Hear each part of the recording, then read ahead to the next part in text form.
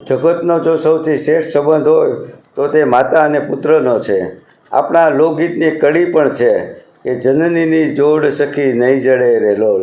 જગત આખામાં આપણી જો કોઈ ચિંતા કરવાવાળું હોય, આપણી સાર સંભાળ લેવાવાળું કોઈ હોય તો તે આપણી મા જ છે.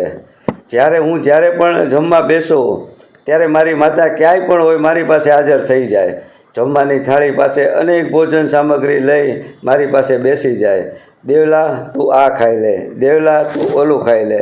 કેટલા પ્રેમથી મને બરાબર જમાડવા પાસે બેસી જાય. હું જ્યારે ખૂબ થાકી ગયો, મારો મૂડ ખરાબ હોય ત્યારે માતાના ખોળામાં માથું મૂકીને સૂઈ જાઉં એટલે પરમ શાંતિનો અનુભવ થાય, પરમ સુખનો અનુભવ થાય.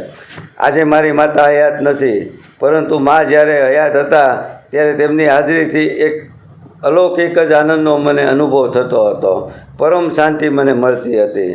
પરંતુ આજે ઉપર બેઠા બેઠા પણ હંમેશા તેના આશીર્વાદ સતત મને પાઠવતા હોય તેવો મને સતત અનુભવ થઈ રહ્યો છે. સૌને મારા હેપી મધર્સ ડે.